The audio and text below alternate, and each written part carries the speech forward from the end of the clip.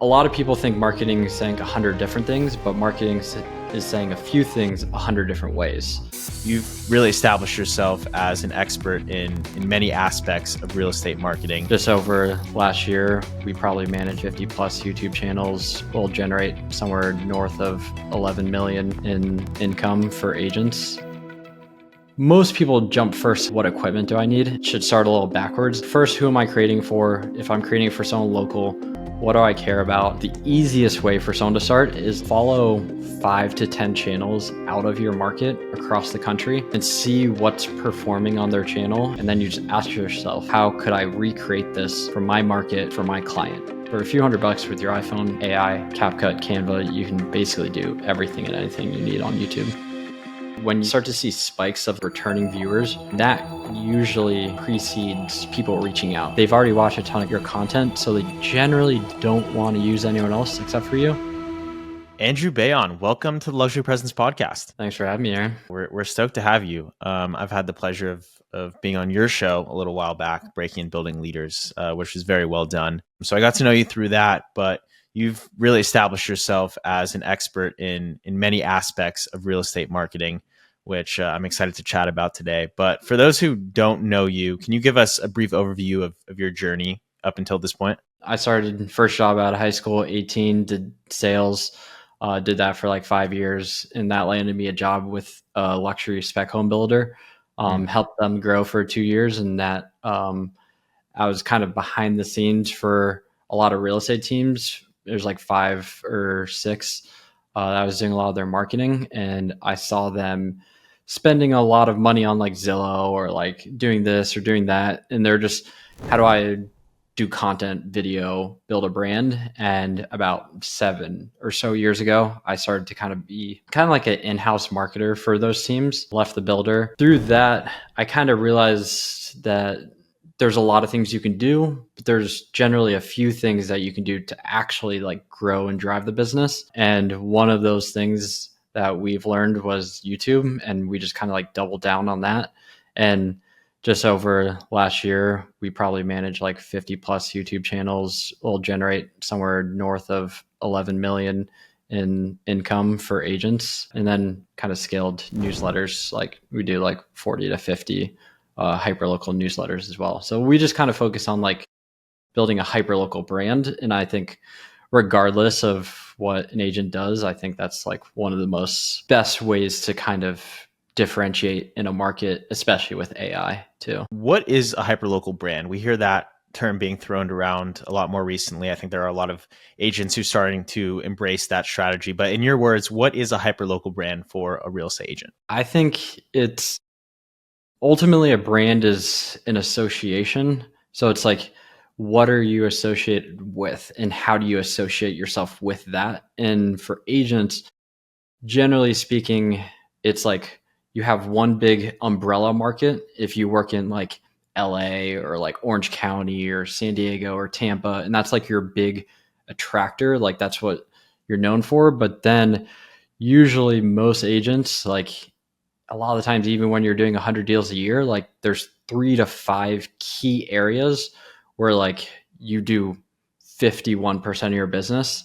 And if you're seen as the expert in those areas, it's just scaling that and using digital to kind of scale like, hey, I'm an expert in Malibu or like in Newport Beach. What 3 to 5 areas do you want to be associated with? Why exactly does that strategy win more now compared to kind of the broader marketing position? Like if I am a Los Angeles agent, why should I be focused on the specific 3 neighborhoods that I do most of my work in compared to just being an LA realtor? Does that pigeonhole you into those specific neighborhoods, or is that not such of a concern for agents taking this strategy and turning it into their own? It's a lot easier, I've seen, to go deep than wide versus wide than deep. A lot of people think marketing is saying like 100 different things, but marketing is saying a few things 100 different ways.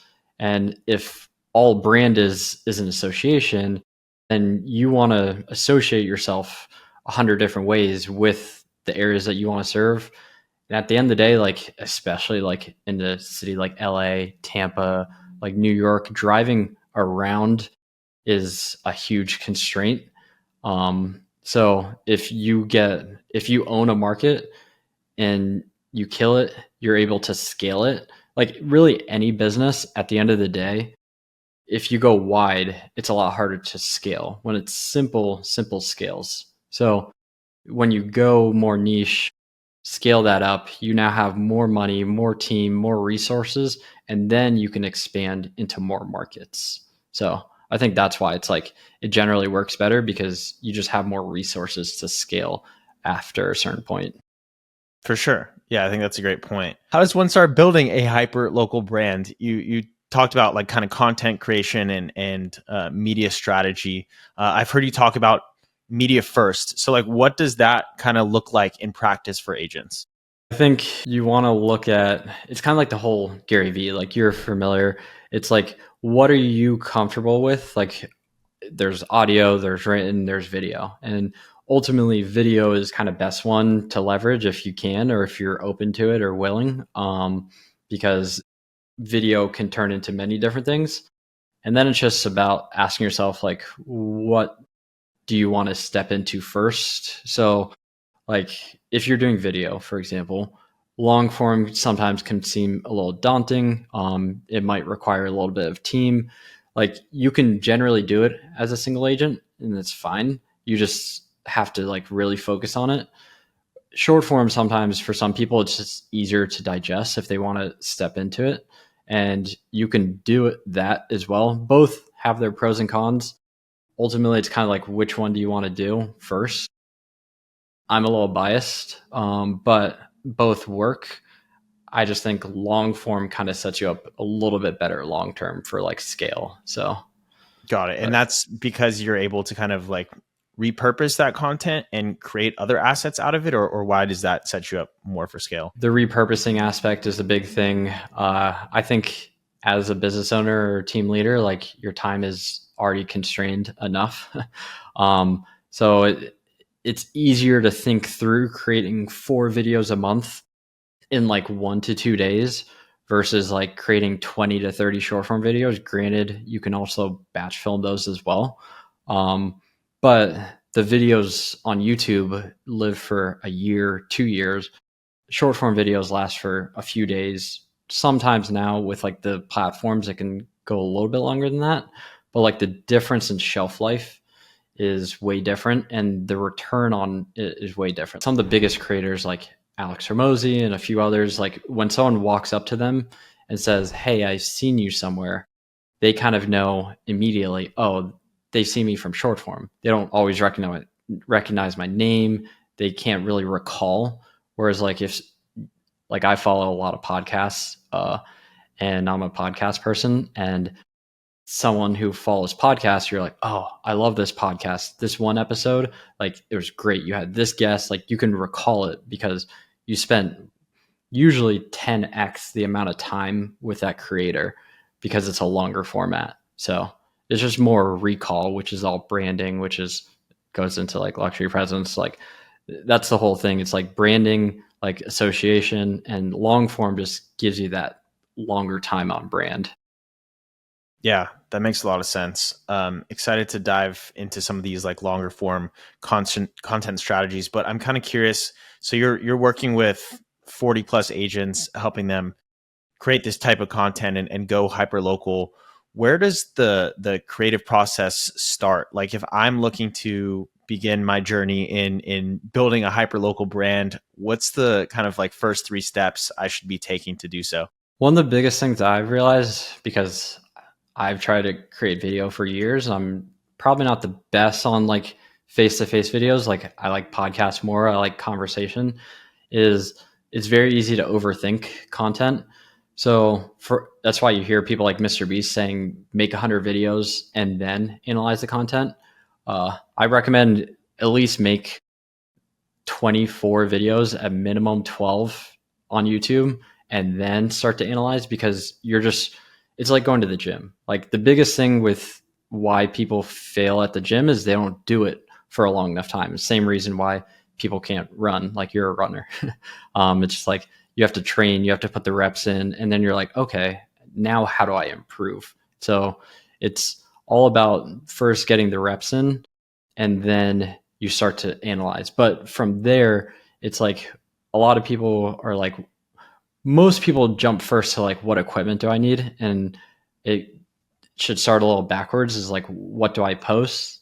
And you think through, okay, if I'm a local person, like first, who am I creating for? If I'm creating for someone local, what do I care about? Like, what's it like living in LA? Where should I live in LA? What's new? What's coming soon?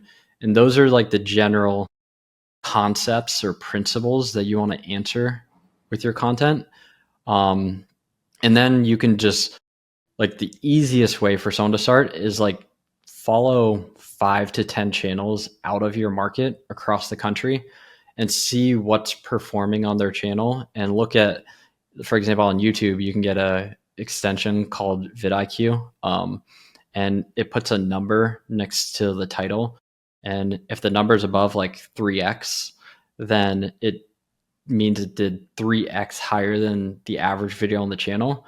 And you're like, oh, this idea did really well. And then you just ask yourself, how could I recreate this for my market, for my client? And then you only have to think through what to create, what will perform. Like, you're coming from it from a lens of like, I know this will perform. I just have to recreate it with my own personality and taste. I assume you're helping a lot of these agents start from scratch. Are you helping any of them kind of reposition content they're already creating? Any thoughts on that process? When you say like reposition content they're already creating, are you like, do you mean content they've already posted, or like, what do you mean specifically? Yeah, I mean, I think there are a good amount of agents who recognize the value in creating, for example, long form content on YouTube, but maybe they don't have the best strategy in place for like hyperlocal targeting. I guess what I'm trying to say is, if you're already creating content, where are some areas that you would maybe look for to see where they could, I don't know, implement some stronger strategies or make small shifts to make larger differences in their content? First, the small things that lead to the big things is like having proven ideas, is like kind of like the first place. Second is the packaging of the content. So like, if you put a product on the shelf, there's a reason why people pay $5 for Starbucks versus like $1 at home. It's the packaging, it's the brand. So on YouTube, the packaging is the title and the thumbnail. On like short form, it's kind of like the first 3 seconds and maybe like the thumbnail, but like even then, most people are kind of scrolling. So it's, you want to master the packaging, because if people never click, they'll never watch. And then as far as like the content in general, YouTube is generally longer format. We're seeing well over 50% of the audience on channels is watching on TV. So you're not really seeing a lot of videos under 8 minutes, and you're not, the consumer behavior on YouTube has changed. They want to pick a video, sit down, watch it, not have to change the channel. So it's why they're not really trying to click 3 minutes. And it's why YouTube's not really pushing those videos. They can't put as much ads around it. So generally speaking, you can actually go longer, and that allows you to build more trust. But really, the simple part is you want to share information, and you want to create the video about like, okay, if I'm moving to LA, how should I decide where to live? Like, what's the difference between living in Beverly Hills versus living in Santa Monica? And how do I decide which one's best for me? And just answer that one question. Or like north versus south, east versus west LA. Like, you can say the same thing like 100 different ways. Yeah, that's super interesting. Are you familiar with Shannon Gillette? A little bit, yeah. I know like generally about her. She's in Arizona, I believe. Yeah, I think she does a really good job at a hyper local, but she really focuses on listing videos. Yeah, they're like, no more than 1 minute long. Definitely highlight the listing, but they also highlight the community around the listing, the lifestyle that comes with living in that community, which I think is also a pretty interesting way to kind of take that hyper local approach.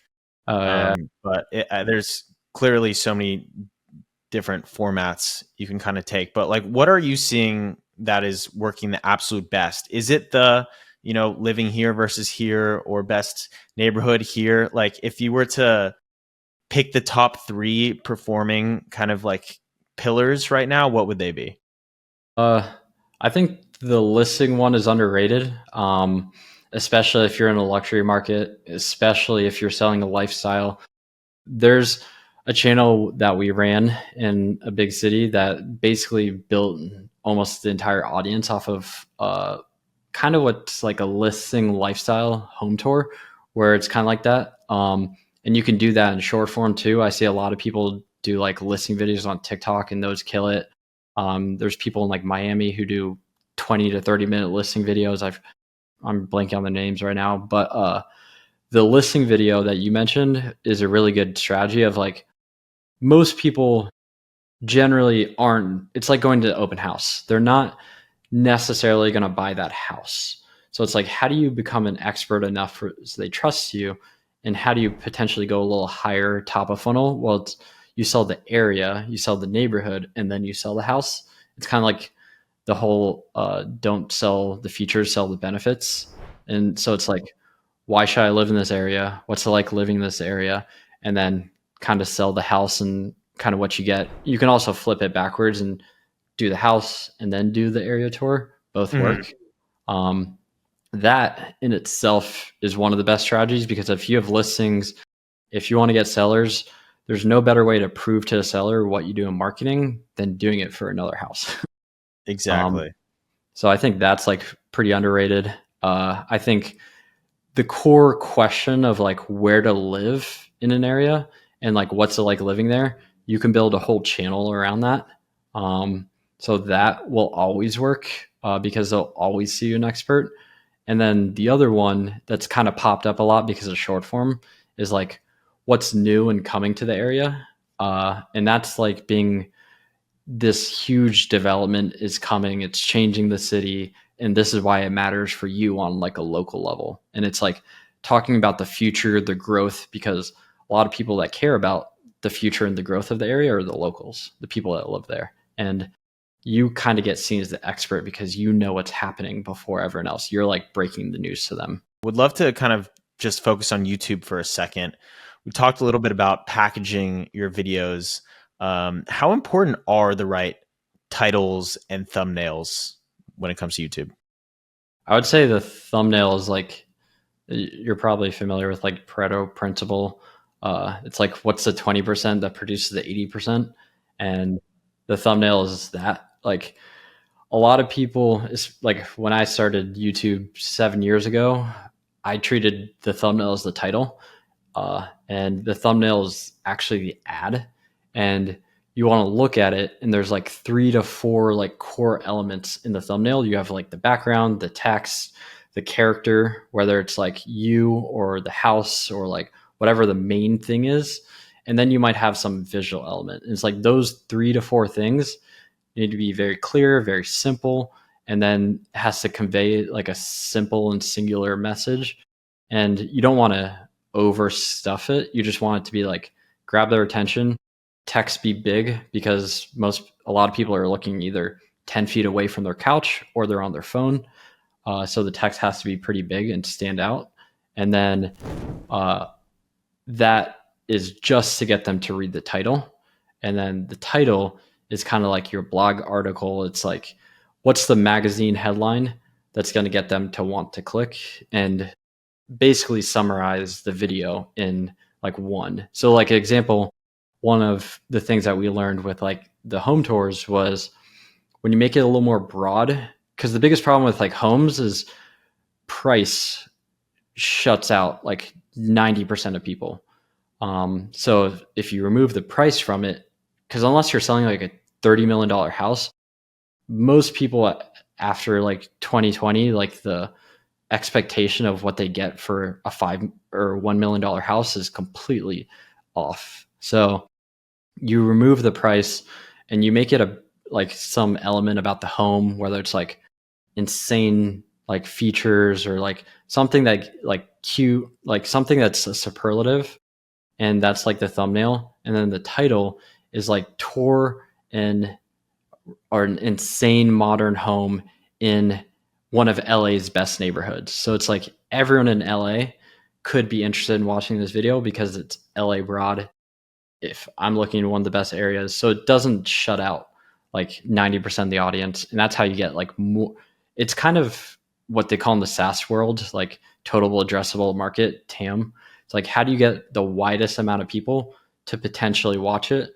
So then the right people, when they do watch it, those are the people who like end up reaching out. But if you don't get enough views, enough people in the video, then that funnel just doesn't work as well. So I don't That know, was kind of a very good tangent. explanation. What do you have any suggestions in terms of like tools to create thumbnails, or I guess like figuring out the best titles for your videos? Are you using AI? Obviously, I know you have in-house designers to help with a lot of this, but for the average agent, where should they go if they don't have, a big design background in creating these types of things? The nice thing is like Canva's made it so simple. Like you can do 90 to 95% of what you need to do in Canva. If you want, you can do. I mean, at the end of the day, like most realtors are realtors, so they're not trying to be designers. So do what you can in Canva, and then at a certain point, you can pay someone to make thumbnails. Like it's not going to be the highest cost on your expense sheet. You can just pay someone to do that. But Canva can 100% get you started. Like I think Ken Pozek, who built like a 50,000 YouTube channel, he generates half of his like 400 to plus million business from YouTube. He used PicMonkey for like 3 to 5 years, and he was generating several hundred leads a month. So, and PicMonkey, Canva, interchangeable, same thing. So I would recommend that. Most of us don't understand copywriting. Like you have to really learn it. You have to practice it. So I don't recommend trying to reinvent the wheel on that.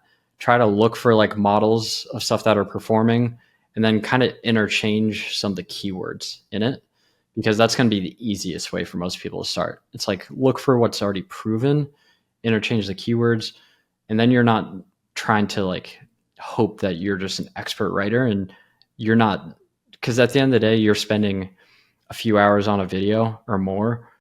You don't want it to be wasted just because you put a title that you got out of like ChatGPT and you don't know if it's actually going to work. So that's usually my recommendation, is like start with what's proven first. And then once you learn what works, you can start to like innovate a little bit more off of that. What about descriptions for the videos?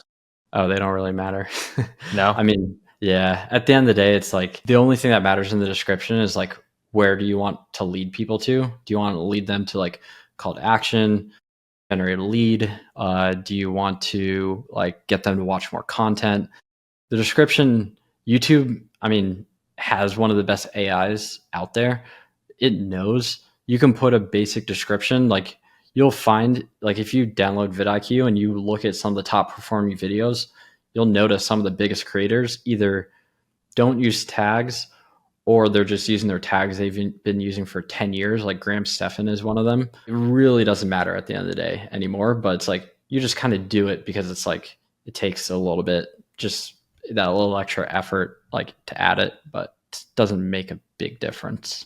This is tends to be a bit overwhelming for a lot of agents. One, there's just like a lot going on, but there's also a lot of time constraints and production concerns when it comes to creating longer form content. What is your advice for agents who are kind of overwhelmed by YouTube, or yeah, just like scared to get started based on how much time they think it's going to take to create a video? Yeah, so there's kind of a tipping scale of like you have either a lot of time or you have a lot of money, mix of both, and you're just like, how do I use my resources? And depending on that scale, it's like you can decide who you want to hire, what you want to hire, or like how you want to play it.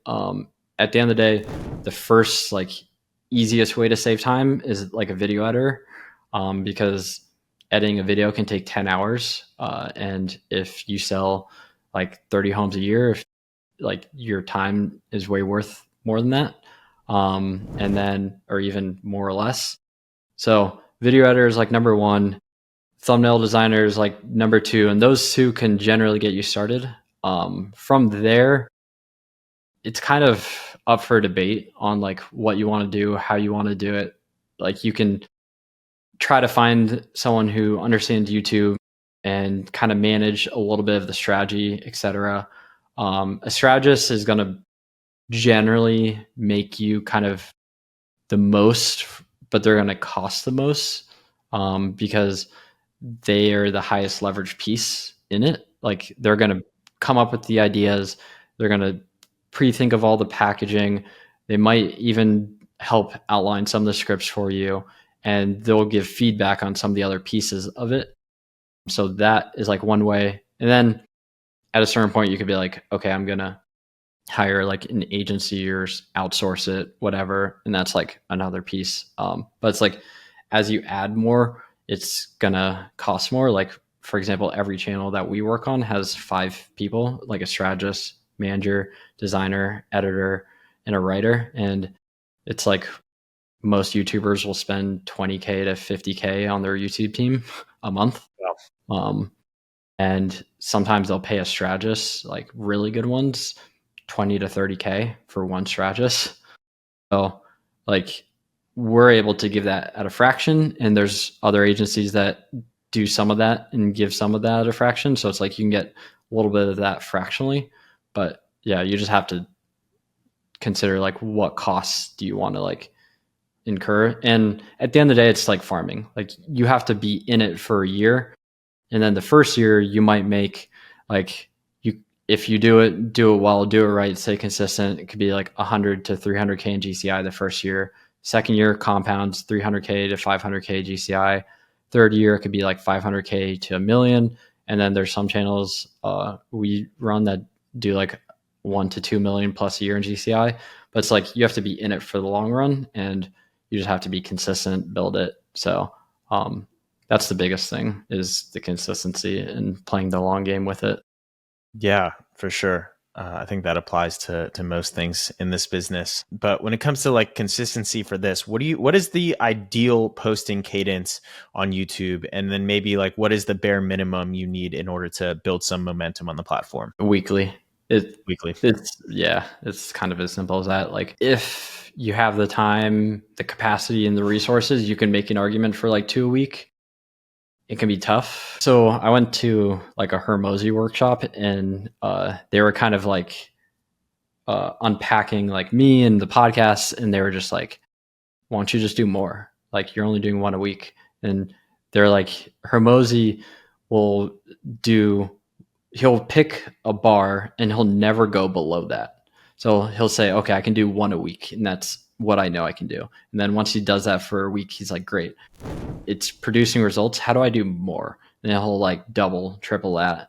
And then it's like he has a more better new. So it's like most people want to do something new all the time. A lot of times you just have to do more of it, and then you have to do it better. And then at some point you add something new. But yeah, really it only takes a video a week. And you could do that for a year or 2 years. And there's people who are just doing a video a week. And I know someone who's done a video a week for the last like 3 years, and he'll probably do 750 to a million this year in like GCI from the channel. And he's never done more than that. Wow, that's impressive. Okay, if I'm an agent, I want to start out on YouTube. I don't have a lot of resources, so my goal is to basically take on everything from start to finish myself. What are the bare minimum things that you need, from camera to editing, and everything in between? Can you think of all of those things? I think iPhone can get you most of the way if you can kind of budget it. GoPro, I think the creator is like $600. Like if not, that one just allows you to like film outside. Like you can walk and talk, you can do tours. So that's where I'd recommend it if you're gonna go outside and do stuff. But if not, your iPhone, there's a ton of channels that built just straight from the office, so you don't need it. So iPhone, a mic, you can get a mic for like 50, $100, with just like a lavalier mic.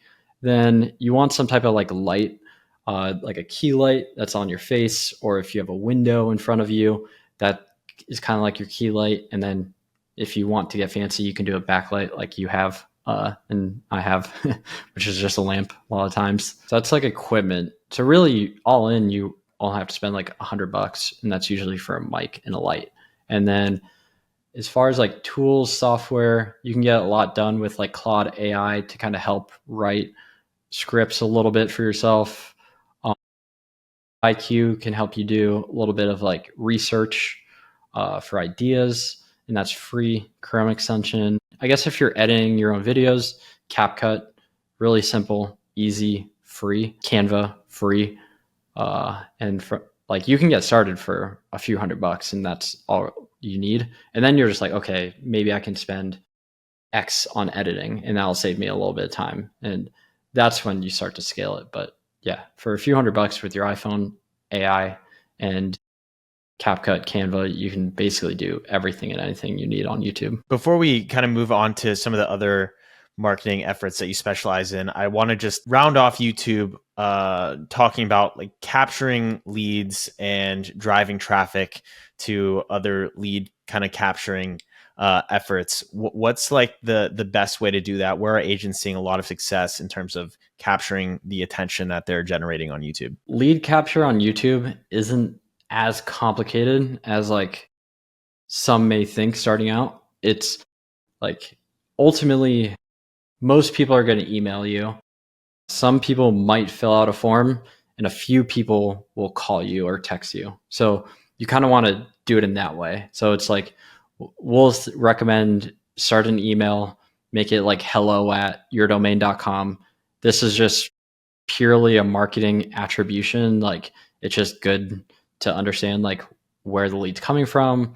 Is the channel driving traffic? So having a specific email, hello at, allows you to track that, and allows you to scale it, because you can put like a VA admin, someone to manage it eventually too. And then you can create a form, whether it's Google form or your website.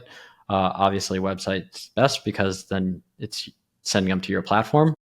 That you don't have to be like really complicated. You can look at people like, you can go to Ken Pozek's, like, I know I say his name a lot, but he's just like one of the best on YouTube. We don't work with him. I just want that to be clear. The orlandoreal.com/YouTube, you can see his form. It's like very simple. It's like 3 questions, like, are you buying or selling? What's your name, email, phone number, and then like maybe one other one, and that's it. So it's like those 2 can cover most of it. And then what you do is at the end of the video. So the first main key on the call to action is near the end of the video. You say, by the way, if you made it like something like this, is, you can use sneaky language like this, where it's like, by the way, if you made it to this point, there's probably a good chance you're looking to buy or sell in LA or Tampa, wherever you live. You can reach out to me at hello@andrew.com, or you can use you can get my info in the link in the description below. And that's kind of like the main call to action. If you want to add a little bit more, you can like 1 or 2 throughout, kind of like sneaky. It's like, if you're curious about like where's the best place to live in Malibu, then just reach out to me. I'll let you know. Something like low key, quick, like that alone. And if you do that for like 6 to 12 months, they'll go through the right channels. They'll reach out to you. It's kind of, you allow people to kind of choose their lane, because some people are older. They want to either email or call you. Some of the younger people, they don't want to call you. They don't want to email you. They'll fill out a form. So it's, you give yourself a few ways. So that's the lead capture. The lead conversion is, the nice thing about this is they've been watching your videos. And the cool thing, because we're looking at a lot of data now, is that like a lot of the times on the channel, there's a way to go in the advanced analytics, and you can see new and returning viewers. And when you start to see spikes of like returning viewers, you're like, oh, more people are watching more videos, they're returning. And that usually like precedes people reaching out. That with market cycles, and then you have like seasonality as well, because you can look at the data, and as more people watch more videos, they build more trust with you and they're more likely to reach out. So it's like they'll reach out through that way. They've already watched a ton of your content, so they generally don't want to use anyone else except for you. So they're actually pretty layup leads. Like they're, hey, I've been watching your content forever. Can you help me buy or sell? Instead of like, hey, do you want me to help you? So generally pretty easier, but you still want to treat them like sales and have a good sales process, because if you're good at marketing but you're not good at sales, you're not going to convert. And it's like, what are you creating all this content for? Now, I know there are plenty of agents out there who aren't comfortable getting in front of the camera, creating content for YouTube, but that doesn't mean they're kind of left without any other opportunities to build that hyperlocal brand. And I know one of the marketing tactics that you also specialize in is email marketing and newsletters, which I think is a very underestimated tactic today. Why is email marketing still one of the highest kind of ROI channels for realtors? Email is the one thing that everyone opens every single day. You own the platform. You already have a database of hundreds of people, but most people, if anything, they send something once a month. And if they send something more, it's like just listed, just sold, open houses. It's buy with me instead of like giving. And whereas like you look at some of the biggest brands on email, like Morning Brew, they sold for 75 million for half of the stake in the company, and they're going to sell for a much larger piece later if they didn't already. Axios built a hyper local newsletter, super hyper local, big city, and they sold to COX Media for 500 million. And 6 a.m. City is another hyperlocal newsletter that's scaled to like 30 markets. They raised money at a $30 million valuation a few years ago, and now they're still growing and scaling with AI. And there's just a need for information on a hyperlocal level. Like the people in the city care about like what's going on. So if you're sending that on a weekly basis, which is, it's so simple. It's just the stuff like same stuff on YouTube kind of works a little bit on email. So it's like, what's new and coming soon to the area? So any big development that gets people to open. That's like the best subject line, because if you say $500 million transformation of Long Beach, that's going to get someone curious to open.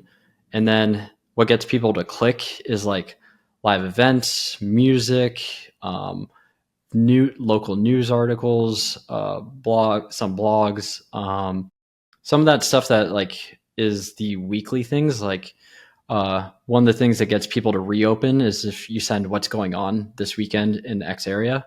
Also a weird one is like if you put the weather in there, like some people will just open it to kind of see the weather. And so it's like that local stuff is what people come to it for. And you can feature, spotlight things, lifestyle stuff that's kind of in your brand. And then real estate is like the ad in the newsletter. So it's like your listing or like the market. It's like you have 1 to 2 articles or stories or things, and then you maybe have a listing and then a little bit more. And it's like you can kind of interchange that. But yeah, it's like email is still one of the most underrated platforms, and it's like the highest ROI because there's not really much expense to it. All you have to do is take the time to like write, edit, and send the email. And it's one of the ways to just stay in front of your audience at scale. And it's something that you own. You mentioned a weekly cadence. Is that the best cadence, or are there other strategies there? Also, like what about time of day? Is there a specific time that performs best for agents? I usually say scale up. When I say that, it's like, okay, first start, maybe do monthly, then maybe do twice a month, then maybe do weekly. And weekly, it's just because people get in the rhythm of opening your email every single week and you create that returning audience. So whereas like if you go monthly and twice a month, sometimes they forget or they're like, when is this coming? And it like, you kind of lose that returning audience a little bit. And then there is a way to scale daily, but you cannot do it without a team. Like even us, like you need a dedicated writer, you need someone researching, like it's a daily task, but it's proven, it's worked. Like people built 8-figure, 9-figure companies from it. So you just have to build the team and the resources. As far as like day and time, it kind of is a little bit of the old school, like Tuesday through Thursday generally gets the most opens.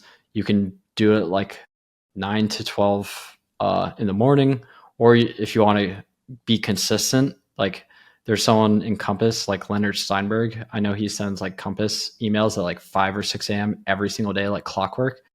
You could do the same thing. I think 6 a.m. City sends theirs at like 6 a.m. every single day.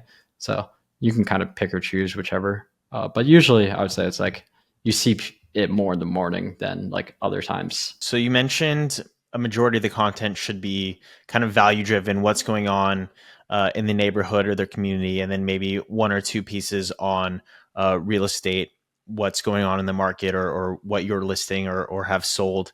Do you incorporate CTAs into that content, or like what are the best CTAs for lead conversion when it comes to newsletters? It kind of goes to the Gary Vee, like jab, jab, jab, right hook. The newsletter itself is kind of like the jab. The newsletter gets people to associate you, build value, etc. And you can put calls to action, like you can link out to the website for like a home value. You can have a PS at the end. That's kind of like your call to action.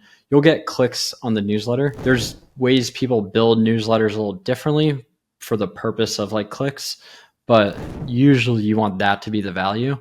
And then you can have a sales email, like listing leads, Tom Ferry, like they have with Jimmy Mackin, they send like an email every single week. There's a few others you can just kind of like R&D, rip off and duplicate, copy some of those emails. And those like sales emails can go around the marketing emails, or you can see what people send and just kind of use that. But the newsletter primes, and then sales emails that you send is where you can be like, okay, let me kind of extract a little bit from the list. All value pretty much upfront, and then once in a while throw in that lead capturing email. Makes a lot of sense.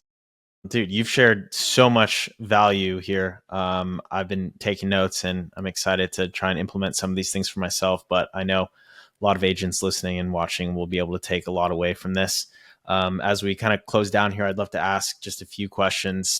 Kind of looking ahead, what do you see real estate marketing evolving into kind of the next 3 to 5 years? What is the hyperlocal strategy of the future? So I'm not going to try to predict, but I will say some of the trends that I'm seeing is I think AI in content has its place. Like you can, like you'll see it, it'll happen. But at the end of the day, people want that personal, local kind of feel, that touch. And people who leverage AI to enhance their content is going to be way better than I think the person who uses it to replace themselves in the content personally, just for an agent local level. So we're seeing like, and Ryan Serhant's talking about this, Alex Ramosi has talked about this, Gary Vee, live streaming is huge. And it's because it's something you can't fake. Like you can't fake a live stream. So you're seeing a little bit of resurgence of that with the era of AI. You're seeing things that kind of show or make it real is going to kind of win in the world of AI. So like tours are kind of hard to replace with AI. It's very hard to do an AI tour. You're seeing people who can go off of bullets versus a script and tell more stories, be more personal. Like those stories of like, I can tell you the difference between like North, South Tampa, like on a local level, there's like certain things. And that like little extra is going to kind of beat out the AI. But like I still use AI every single day. It's just more enhancing. And as far as that, like if you had to kind of boil it down, really it's just long form content is sharing information. So through what medium, what platform, whatever distribution that is right now, the biggest one is just YouTube. You're seeing like some podcasts is becoming a lot bigger in the world of real estate, but it's harder to kind of execute. So I generally don't recommend it for a lot of people, but podcast is like an interesting thing. I think you're going to see a lot more teams kind of build media a little bit, maybe some in-house, or they leverage other people. They'll have creators as well to kind of be the face of the brand, because if you want to appeal to like a wider audience, the easiest way is to have someone else who looks different. So if you have a girl and a guy, it's going to appeal to two different people. So you're going to see a lot more of that. And so, yeah, you're just going to see people think of like the company as a media company first and then a real estate company. And there's a few people already doing it. But I think that's going to be a lot more common. Andrew, as you mentioned, you've helped dozens of agents, currently help dozens of agents do exactly what we've talked about today. Where can people connect with you and learn more about your services and how you can help them? So if you just want to like follow me, it's Andrew Bayonne, Instagram, Breaking and Building Leaders podcast on YouTube. Or if you just want to check us out, what we do, knwnlocal.com. But the podcast is like something that kind of like you, I just love to do it. Love to share information. So you can check that out or follow me on Instagram. Awesome, man. Well, thank you so much for your time. This has been an incredible episode. Yeah, of course. Excited to have you on again soon as the world of real estate marketing continues to evolve. I know you'll be at the forefront. So we love hearing from you. Thanks again. For those of you watching or listening from home, thank you guys for watching. Please like, comment, subscribe, and we'll see you next time on the Luxury Presence Podcast.